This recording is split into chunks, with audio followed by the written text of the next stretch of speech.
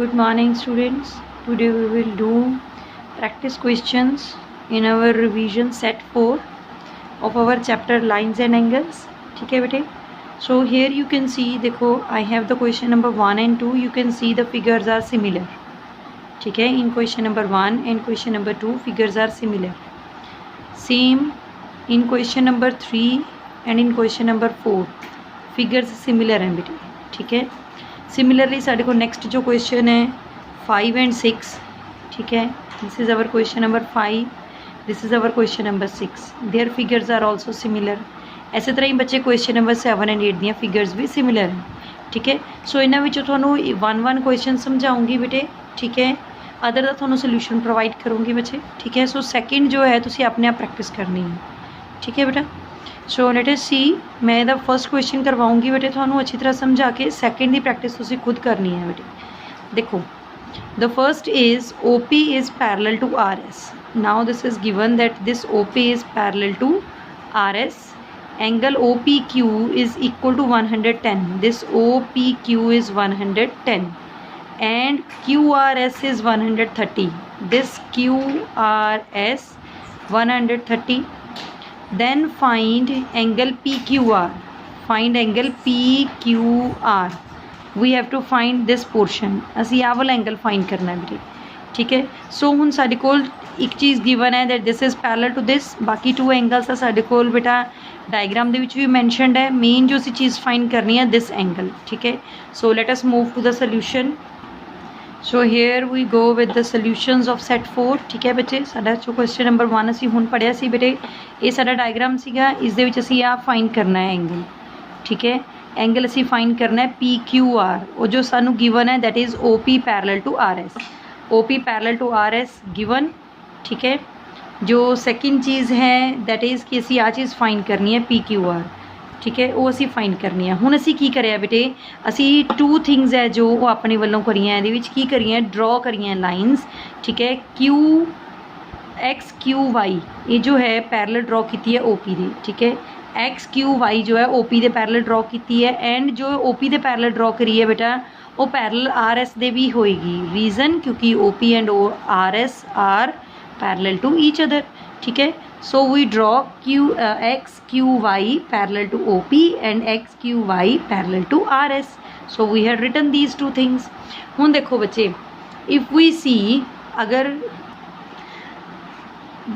अगर बच्चे मैं इन्नी चीज़ हाइड कर देवां इस डायग्राम दी. ठीक है. If I hide this thing then you can see कि XQ जो है वो इस OP दे पैरेलल है. ठीक है.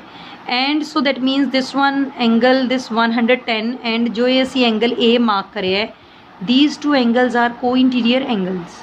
ठीक है. This one angle 110 and this A are co interior angles. So their sum will be 180 degree. ठीक है. So we can write OP parallel to XQ. OP parallel to XQ. Therefore 110 plus A their sum is equal to 180. They are co interior angles. ठीक है.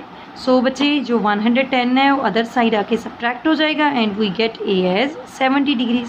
So A बच्चे साढ़े कोल जो value आई है that is of A. साढ़े कोल A the value आई है. ठीक है. हुण असीं इसी तरह B दी वैल्यू फाइंड करनी है. Now I will hide from the other side. देखो I will hide from this side. मैं इस साइड तो हाइड करता बेटे. देखो डायग्राम. ठीक है. इधरों हाइड किया है. इफ़ यू सी देखो QY जो है RS दे पैरेलल है. QY is parallel to RS. ठीक है. So if they are parallel then that means angle 130 degree and angle B they are again making co interior angles. ठीक है. I repeat, if QY is parallel to RS then B and 130 are making co interior angles. So their sum will be 180 degrees. ठीक है. So we write like this 130 degree plus B is equal to 180 degrees. ठीक है. Co interior angles. So we find B as 180 minus 130. 130 दूसरी side जाके subtract हो गया बेटे. So we get B as 50 degree. Subtract करके B 50 आ गया. ठीक है. बट हुण बच्चे असीं फाइंड की करना है, we have to find this angle. Now we know this XQY is a line. So इस लाइन के ऊपर जो ये तीनों एंगल्स बने हुए हैं. ठीक है. These are parts of this straight angle. ये इस स्ट्रेट पूरे इस स्ट्रेट एंगल दे पार्ट्स हैं. So that means they all make the sum 180. ठीक है। So that means angle A plus angle P Q R plus B, they are making sum 180। So we write like here, ठीक है, A plus B plus angle P Q R is equal to 180। Now A we have 70, B we have 50, so दोनों की values fill कर देती हैं बेटे, ठीक है। देन 70 प्लस 50 120 हो गया बेटे, 120 अदर साइड जाके सब्ट्रैक्ट हो गया। Then we get PQR angle is equal to 60 degrees. So we have the value PQR 60 degree. So now in the same way you have to do the question number 2. Here is the statement of question number 2. Same method है बच्चे, उसे method नाल करना है। देखो 100 and 125 इत्थे भी ये वाला एंगल गिवन है, ये वाला एंगल गिवन है, and here also XY side is given to you parallel to AB side, ठीक है। and इत्थे जो भी जो तुसी find करना है this angle that is YZA, YZA ਇੱਥੇ भी तुसी ये वाला एंगल फाइंड करना है, ठीक है। So let me show you the diagram of this question. This is the diagram of this question. इस दे विच भी बेटा मैं एक लाइन पैरलल ड्रॉ की है, ठीक है। पैरलल ड्रॉ करन तो बाद फिर सेम मैथड असी इत्थे को इंटीरियर बोलिया, इन्हां नूं 100 एंड ए नूं 100 एंड ए नूं को इंटीरियर बोलिया, ए आ गया। दैन 125 एंड बी भी को इंटीरियर है, 125 and B co-interior, then we get the value of B, then PZQ is a line, ठीक है। सो इन्हां तिन्नां दा सम 180 हो गया, जिस तरह असीं पिछले क्वेश्चन च करिया, तिन्नां दा sum 180 and we get the required answer, ठीक है। सो हुण ये क्वेश्चन तुसीं खुद प्रैक्टिस करोगे अपने आप। Let us move to question number 3। This is our question number 3 बेटे। You can see this diagram, ठीक है। Here it is in the figure lines XY and AB intersect at O. XY and AB they are intersecting at point O. If angle MOY is 90, this angle MOY, this portion is given as 90 degree. This is 90. If this is 90 then this is also 90 because this is a straight line, ठीक है। and given A ratio B 4:5, find C. सो इस diagram ਦੇ ਵਿੱਚ ਸਾਨੂੰ ਇੱਕ ਤਾਂ 90 angle given है बेटे और एक A ratio B गिवन है 4:5 और असी ये C की वैल्यू फाइंड करनी है। This is our angle C। So let us move to the solution. So in this you can see here इस डायग्राम के साढ़े कोल बेटे 90 डिग्री गिवन है और असी C फाइंड करना है एंड सानू A और B जो गिवन है 4:5 गिवन है। हुण बेटे सानू एक चीज़ पता है कि अगर कोई भी दो चीज़ां सानू 2 या 3 चीज़ां सानू रेशो की फॉर्म च गिवन है, we can separate them by taking some number, some extra number, ठीक है, जोड़ा कि इन्हां दी कॉमन रेशो होएगी। So let that number as X। So let X be a number. So A will become 4X and B will become 5X। जो A है वो 4X बन जाएगा, जो B है वो 5X बन जाएगा, ठीक है। So and we know that, देखो अगर इन्ना पोर्शन 90 डिग्री है and this complete is a line, so इस कंप्लीट लाइन विचों, स्ट्रेट लाइन विचों हाफ पोर्शन ये वाला 90 निकल गया इस एंगल ते, then other half will also भी 90 because on a line there is a angle which is a straight angle, ठीक है। सो साढ़े कोल जो A प्लस B का सम बनया बेटे that is 90। A and B दी असी वैल्यूज़ फिल कर दी बेटे 4X एंड 5X। 4 + 5 9X हो गया बेटे। 9 डिवाइड्स ऑन अदर साइड, 9 ने दूसरी साइड जाके डिवाइड कर दिता बच्चे। So we get X as 10। So हुण X साढ़े कोल 10 आ गया। So we fill in A and B, ठीक है। So A is 4 × 10, it is 40। B is 5 × 10, it is 50। हुण साढ़े कोल जो फाइंड करना रह गया बेटे दैट इज़ अवर C। हुण असी C किस तरह फाइंड करना है, देखो it is given that AB is a line. अगर AB लाइन है, ठीक है, and if I hide this portion, अगर मैं इन्ना पोर्शन हाइड कर देवां बेटे and AB is a line, so that means B and C are making linear pair. So B + C will be 180 and B + C विचों साढ़े कोल B की value है 50। So we will get the value of C। So we write AOB is a line, therefore B plus C are making linear pair, it is equal to 180। B 50 है, so 50 इस side आके subtract हो गया बच्चे। So C साढ़े को आ गया 130 degrees, ठीक है। Now let us move to question number 4। हुण बेटे देखो यू कैन ईजीली सी कि इत्थे 3 एंड 4 जो है सेम क्वेश्चन है, ठीक है। सिर्फ इत्थे लेबलिंग का फर्क है, ठीक है, लेबलिंग का फर्क है सिर्फ। और इत्थे जो साढ़े कोल सी A B, इत्थे असी XY लिया है, इन्हों भी सानू रेशो की फॉर्म विच गिवन है और असी इत्थे भी जो है C फाइंड करना है, ठीक है, इत्थे भी असी C फाइंड करना है। And here is also this thing given to us 90। Same चीज़ है, you have to apply the same method. Let us go through ठीक है। एक बार थोड़ा सोल्यूशन दे गो थ्रू कर देवां, but you have to practice by yourself. देखो here it is 90, ठीक है, and these are given in the form of ratio. So ratio तो असी एक कोई नंबर कंसीडर किया, इन्हों अलग अलग कर लिया। जो एक्स बन गया साडा बेटा वो 1x 1a बन गया, वाई बन गया 4a। सो सिमिलरली असी अच्छा इत्थे असी डिफरेंट मैथड अप्लाई किया है। इत्थे की करिया असी इत्थे तिन्नां सम करता स्ट्रेट एंगल के इक्वल 180 के इक्वल, ठीक है। सो साडे कोल इत्थे इहनूं सिंपलीफाई करके जिस तरह असी पिछले क्वेश्चन विच करिया है, एक्स एंड वाई दियां वैल्यूज़ फिल कीतियां। टी ओ क्यू साडे कोल 90 सीगा बेटे, ठीक है। So simplifying we get A as 18 degrees, ठीक है। सो ए जो 18 आ गया साडे कोल एक्स एंड वाई दियां वैल्यूज़ भी आ जाएंगियां बच्चे। So here we get the value of X as 1 × 18 and Y as 4 × 18, that is 72 degrees, ठीक है। हुण जिस तरह बच्चे असीं पहलां करिया है, ठीक है, we know that this ROS is a line, ठीक है। I hide other portion, this ROS is a line, so that means y and c are making the linear pair, so that means their sum will be 180 degrees. So we will write ROS is a line, y and c are making linear pair, so their sum is 180, y 72, 72 दूसरी side जाके minus हो गया बेटे। So we get c as 108 degrees. Let us go to our question number 5th.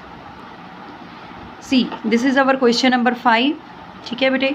हुण जो question number 5 है इस की है P Q parallel to R S, P Q parallel to R S, these two lines are parallel given to us, ठीक है। और two angle सानू गिवन है, मार्कड ऑलरेडी है 60 एंड 130, ऑलरेडी मार्कड है डायग्राम विच। We have to find X and Y, so we have to find this X and this Y. So let us see how we can solve this. देखो बच्चे जो असी find करना है X and Y, ठीक है, इस लिए असी की करांगे। सब तो पहला देखो मैं इन्नी चीज़ हाइड कर रही हाँ लाइन, ठीक है, इन्नी लाइन को हाइड कर दिता, मैं छुपा लिया। If you see this P Q is parallel to this R S, ठीक है, इस लाइन के पैरल है वाली line. And if we see इत्थे Z बन रहा है, ठीक है, this is Z, and we know कि ए वाला angle this complete angle and this angle are making Z, ठीक है, ये दोनों एंगल Z बना रहे हैं। So that means these two angles are alternate interior angles, they are alternate interior angles, so that means 60 plus y will be equal to 130 degree. So we get here 60 plus y is equal to 130 degrees, ठीक है। असी पहला इन्हां दे name भी लिखे हैं बेटे, you can write that also, ठीक है। then 60 ਨੂੰ ਅਸੀਂ ਇੱਥੇ subtract कर दिता दूसरी साइड आके बेटे, then after subtraction we get y as 70. so ਸਾਡੇ ਕੋਲ ਹੁਣ y ਦੀ वैल्यू आ गई 70. now we have to find x. ਹੁਣ देखो बच्चे if I hide this portion, अगर मैं इन्ना पोर्शन हाइड कर दूँगा, let us take a notebook. If I hide this portion, ठीक है, then you can see this angle is exterior angle of this triangle, so this 130 degree will be equal to Y plus X, exterior angle property. So we apply here the exterior angle property, 130 degree is equal to X plus Y. Y we got as 70, Y साढ़े कोल 70 आया बच्चे, so we fill hair 70। उन्हें 70 130 विचों minus हो जाएगा, X will remain only single, so X is single here, so 130 minus 70, after subtraction we get X as 60 degree, ठीक है बेटे। So next is our 6th question. Next जो 6th question है, ठीक है बच्चे, that is similar to this 5th one. देखो इत्थे भी इस तरह के 2 एंगल्स गिवन है जिस तरह साडे कोल इत्थे गिवन सीगे, ठीक है। सिमिलरली एक्स एंड वाई असी फाइंड करें, इत्थे साडे कोल ए एंड बी मार्कड है, इत्थे असी ए एंड बी मार्क करने, ठीक है। So we have to find this also, and सानू गिवन है that X Y is parallel to U V, ठीक है। सो let us try to solve. देखो it is given that this X Y is parallel to U V, ठीक है, and we have to find this A and B. We know जिस तरह असी पिछले question के करिया, if we hide this portion then this 40 and a 40 plus a are making alternate interior angle with this 110, so 40 plus a is equal to 110, so 40 plus a is equal to 110 alternate interior angles. Then this 40 will subtract on other side, so it will be a is equal to 110 minus 40. After subtraction we get 70. Now to find b, we will hide the other portion of the diagram. Let us hide this portion. If we hide this portion, you can see that this 110 is exterior angle of these 2 angles, ठीक है। opposite in exterior angle है बेटा is the ठीक है, and these two are the opposite interior angles of this exterior angle. So this 110 is equal to A plus B by exterior angle property. So this 110 is A plus B. ठीक है, now A is 70 we got here, so 70 will subtract on other side. So after subtraction we will get B as 40 degrees. Let us move to our next, the seventh question. Here is our seventh question बेटे. This is the diagram. ठीक है, इस दे नाल दा साडे कोल 8th भी है बिल्कुल सिमिलर. देखो दिस इज़ द डायग्राम. इस दे विच की है, they say A B and C D intersect at O. So these are the two lines given to us. ठीक है, they intersect at O. They say find D B O. We have to find this angle D B O. ठीक है, सो let us do. So we are here with the solution of the question number this 7. ठीक है, we have to find this angle D B O. Here you can see I had marked two angles, angle 1 and angle 2. Instead of writing the large names AO, C, DOB, we can simply write angle 1 and angle 2. ठीक है, और mistake भी नहीं होती बेटे. देखो first of all we will take this triangle AOC triangle. ए पूरी ट्राइंगल ली है. In triangle AOC we will apply angle sum property. So sum of all the angles will be equal to 180. So it is 85 degrees plus 50 degrees plus angle 1 is equal to 180 degrees. So we write here all the three angles equal to 180. Now 85 plus 50 gives us 135, and this 135 will subtract on other side. ये 135 दूसरी side जाके subtract हो जाएगा. So we get 1 as 45 degrees. साढ़े कोल जो 1 है वो बन गया एंगल 45 degrees. ठीक है, हुन देखो we know that these are the two lines intersecting each other. So that means angle 1 is equal to angle 2, vertically opposite angles. So it साड़ा यूज होएगा कॉन्सेप्ट अगे. ठीक है बेटे, now in this triangle we will apply the same concept, angle sum property. So angle 2 plus angle D plus angle B will be equal to 180.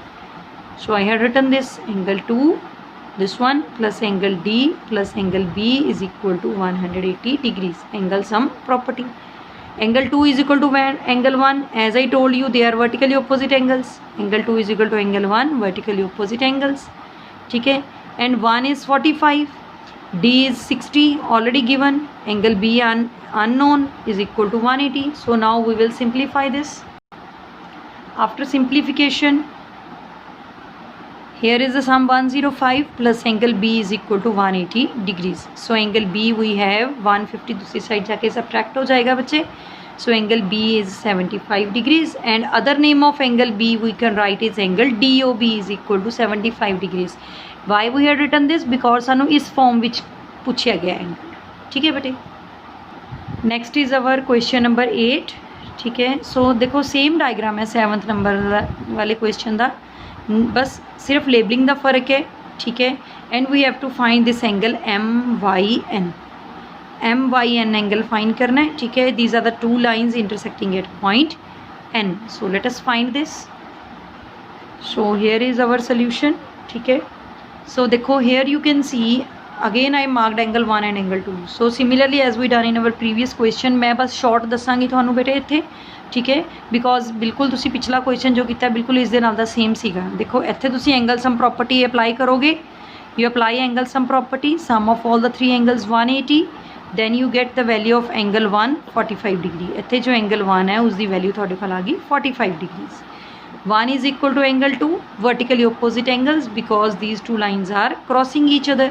ठीक है, ये vertically opposite angles बन गए. सो इसका मतलब 2 भी जो बन गया साडा कितना बन गया 45 डिग्री बन गया. Now again we apply angle sum property in this triangle, इस वाली ट्राइंगल. सो एंगल सम प्रॉपर्टी अप्लाई की है उसदे विच. सो जब असी वैल्यूज़ फिल करते हैं, ठीक है, at the end after simplification we get 55 degrees. So असी इस क्वेश्चन दे विच two concept same apply, two जगह सेम कॉन्सैप्ट अप्लाई किया, angle sum property in the two triangles XLN and MNY. ठीक है, and the second thing is एक concept use किया ऐसी वर्टिकली ओपोजिट एंगल्स. ठीक है बच्चे, सो सेम कॉन्सेप्ट सीगा थोड़े पिछले 7th क्वेश्चन नाल दा. So do it well. ठीक है,